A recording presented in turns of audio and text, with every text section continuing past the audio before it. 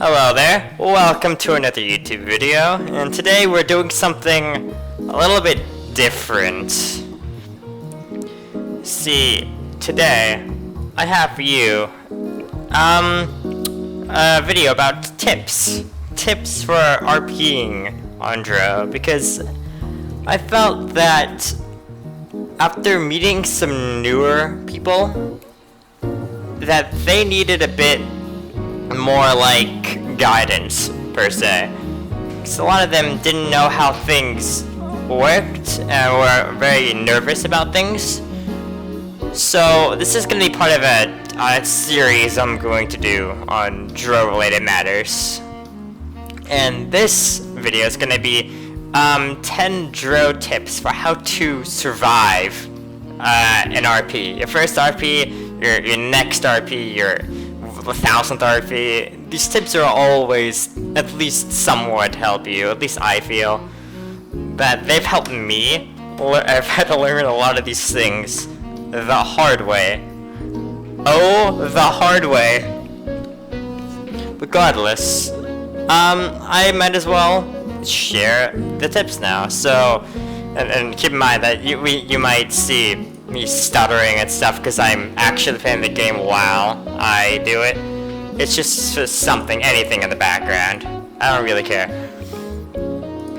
But let's start with tip number 1. Always have a weapon. Now, a lot of the new players would probably be less than excited. You know, they don't. Of course, you wouldn't want to hurt anybody in your first go. You definitely don't want to murder anybody in your first go. That's why it depends on what kind of weapon you take. The reason you always need a weapon is because people are much less likely to attack you if you have something to attack them back with. Usually, a very visible weapon would be ideal. A lot of people take knives because you just stab somebody and they're dead. I don't recommend knives because it's you can't do a lot with a knife. You can cut things, you can kill people, but you can't do a lot of other things. Like, you can't knock somebody out with a knife. So if I had to recommend a weapon to take on an RP, I would take a shovel. The reason I would take a shovel is because not only can you cut something if you try hard enough with the shovel, but you can also knock somebody out with it. And you can also dig things with it. And while digging might not always come in handy, still, I believe a shovel is a very nice weapon, and you can even, in the RP, state that you have a shovel on your back, so people will know not to mess with you because you have a shovel on you. And people don't usually get too suspicious on shovels because it's a shovel, you know. It's not the most... Unless you're in like, if you're in the island areas, then yeah, a shovel's fine. If you're in the dorm areas, a shovel's kind of like, okay. Regardless, I would take a shovel as a weapon. That's just me.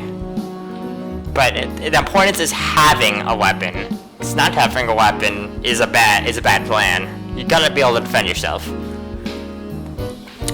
The second tip is don't sleep where people expect you to, or when people expect you to sleep. What I mean by that is that how many people I've seen die because they slept in their dorm and they kept their door unlocked and like, yeah, there's nothing that could go wrong here. Addition to this is always lock your doors. People don't lock their doors. There's a /lock command. You can use it. Just make sure to tell your GM that you're locking the door, and they'll be like, aight. But,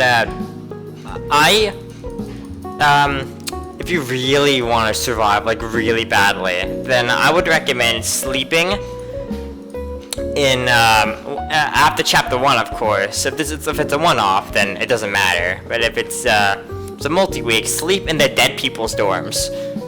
Cause would you know, people don't actually enter the dead people's dorms once they're dead. They might do it the first day or so, but you know, you get it, right? You understand how there's an advantage. Well, you might not understand. You might be new. Let me rephrase that.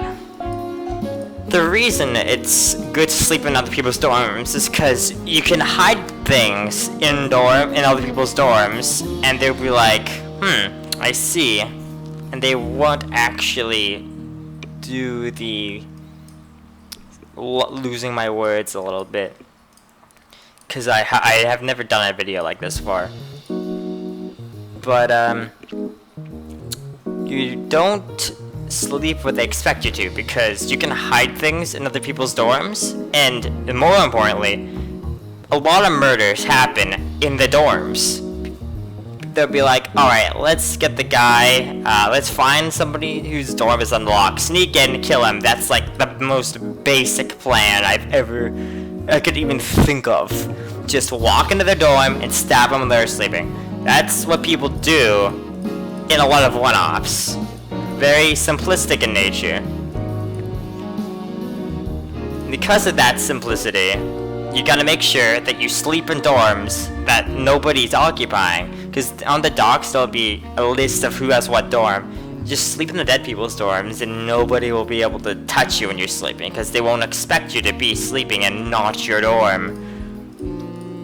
And you can even hide your items there as opposed to your own dorm, because I've been in RPs when people just keep stealing my stuff because I hid them in my dorm. So I just started hiding my stuff in the dead people dorms, and it never got touched. Moving on to tip 3, and speaking of dorms, never meet other people alone, especially in a dorm. How many times people are like, let's meet up in the dorm, and then one of them kills the other? It happens way too often, I gotta say. Never meet somebody alone, especially in a dorm. If you do have to meet somebody alone, make sure there are people who know where the both of you are going, who you don't think that they would be working with to kill you off, basically. If you're that paranoid about dying, just don't meet people alone unless you really trust them. Even if you do, I would be careful. Tip 4 is always check the pharmacy/nurse's office and the storage room/market. Those are the places that people get a lot of stuff. You could add the kitchen onto there if you want. But the reason I say this is because the amount of people usually take stuff like poison and sleeping drugs and chloroform and etc. from the medical places. And people will also take stuff from the storage room market, because that's the place that everybody gets their stuff from. So if you actually think about it, if you go and if you always check that, you'll know if somebody's taken anything, and if you know if someone's taken anything, you'll know what's gonna be used on murder, and you can prepare accordingly. If you want to stop murders, or if you want to have a better understanding of the murder itself and what people are going to be, doing. If you want to play a very smart character, you could constantly check those areas every day, see if anything's taken, and then bring it forth to everybody, so everybody knows that a bottle of chloroform is missing. Maybe someone's trying to gas us. Chloroform is a knockout gas, if you don't know, by the way. So that's tip number 4. Tip number 5. I know this is gonna sound weirder than it is, but never eat icy. Never eat. The reason I say that is because in most RPs, you won't be punished for not eating, or eating is completely forgotten and unnecessary. And I've seen a lot of people can it because they ate something, or they ate a thing, or these things. The amount. I know one guy who's eaten. He eats cake and he just dies every time. Recently in an RP, somebody died because they drank tea, and they knew that they always drank tea, so they poisoned their tea, which was insane, by the way.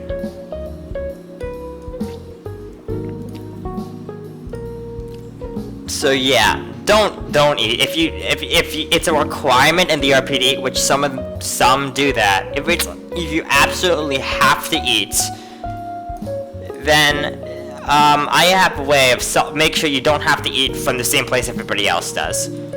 Sometimes they'll let you take food from the storage room of all places, get boxes of pre-packaged food, and so you can take a box from there and use that as your food source. And as long as somebody else knows you have it, you won't have to worry.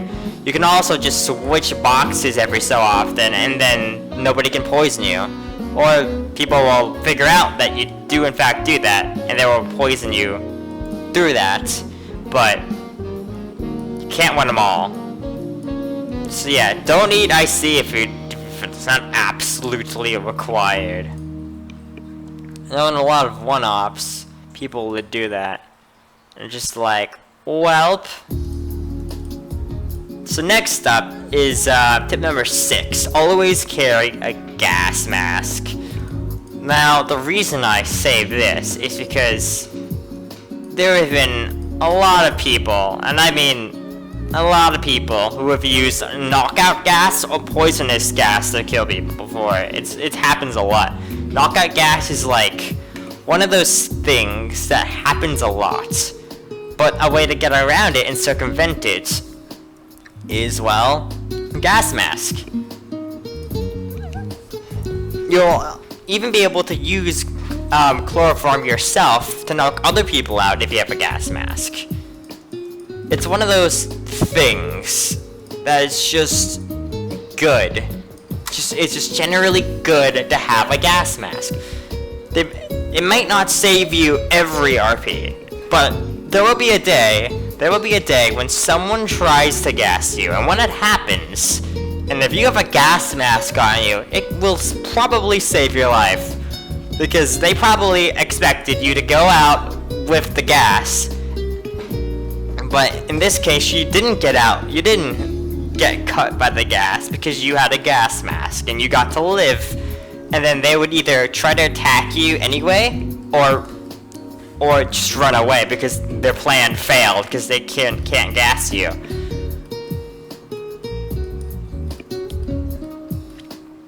So yeah, that's that. Next tip is tip number 7. Always carry rope. The reason I say that always carry rope is because if you are, in fact, attacked, and you do knock out your assailants, you can tie them up with rope.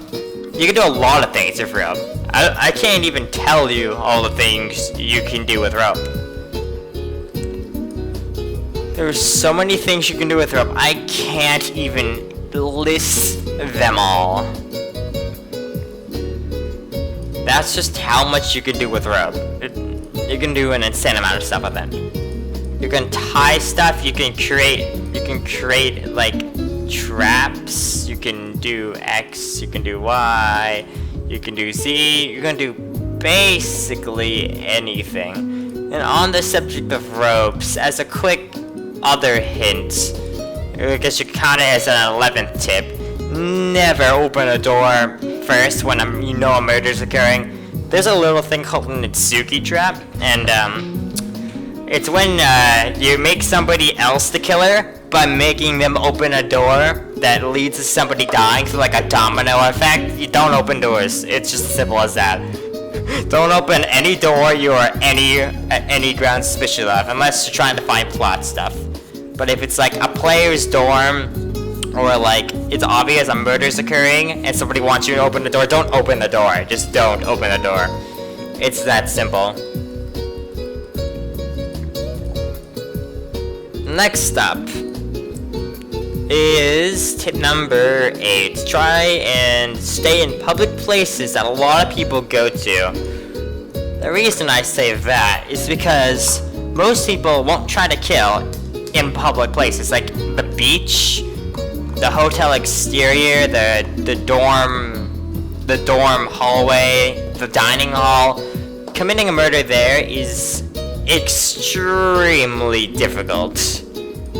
Like, you would have to be insane to attempt it. You'd have to be in a really, really good position. Like, you would have to really be blessed with something pretty legit if you wanted to do that.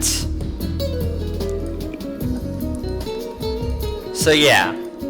Also, with that, it gives you an alibi for if anybody kills, and having an alibi is extremely important because you can get convicted if you don't have an alibi. So having an alibi is really, really, really good. So if you're in a public place all the time, then you know you'll never be able to get convicted because you're always with somebody. So yeah, that's tip number 8. Tip number 9, and this is gonna sound weird, but beware bleach. Oh my god, bleach. Do you know how many things you can do with that? With bleach and alcohol, you can create chloroform, which is a knockout gas. With bleach and vinegar, you can create poisonous gas or chlorine gas, which is also very dangerous. And with ammonia in bleach, you can create mustard gas. And bleach by itself, if you ingest it, will kill you anyways. The point being that it's dangerous stuff.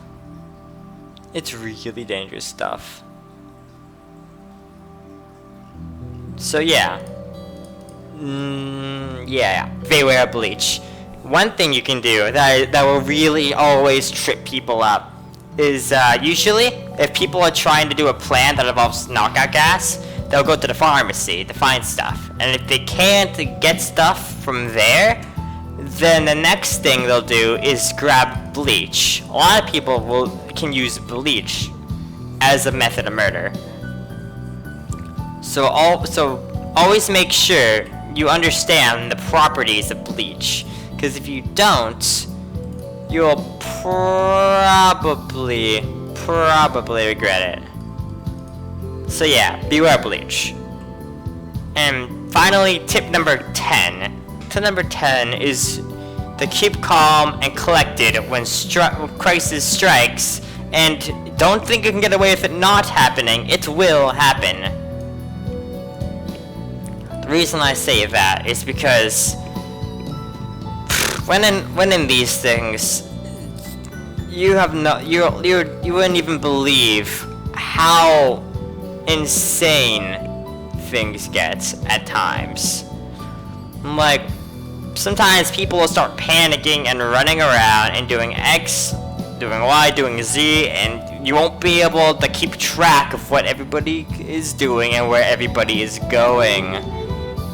So for tip number 10, I recommend just keeping calm and collected when these things happen, because they will happen, and you'll have to learn how to deal with these insane situations that you end up in. If you're really good, if you're really careful, you could save one of your in-character friends' life multiple times over if you make the correct choices. But only if you make the correct choices, because you can always mess up. Which is why you gotta make sure you're keeping calm and collected. So yeah, that would be all the tips I have, I believe. So remember, even outside tips, that last tip, it's really from the heart, because being able to keep yourself calm in any kind of a situation is a great asset. Being able to keep yourself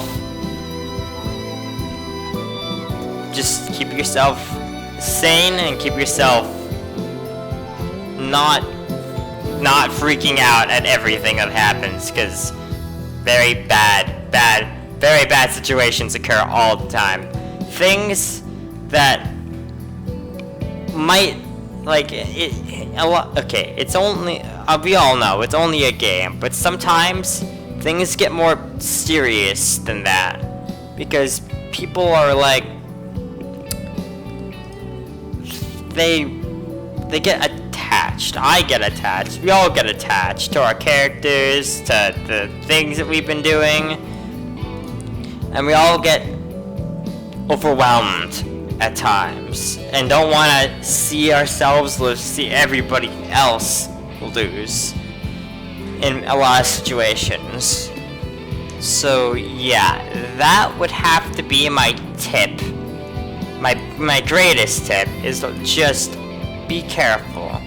Be careful out there, guys. And that is the end of this YouTube video, I would believe. So, with further ado, I should finish this game so obviously, who could possibly win? Possibly win. I have no idea. I was trying to get a music thing because I don't edit shit because I'm lazy.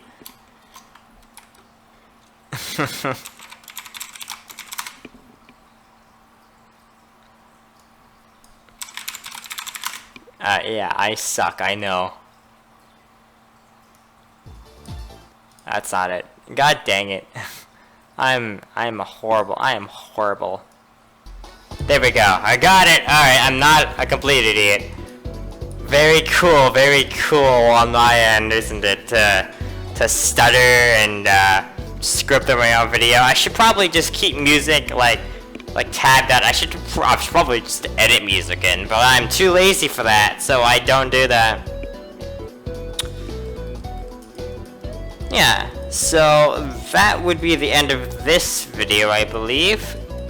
Remember, kids, don't make videos on a whim, because obviously it'll turn out horribly like this one. And that would be all. Good day, good night, good whatever time it is, and I'll see you next time in the next video that I somehow managed to fuck something up in.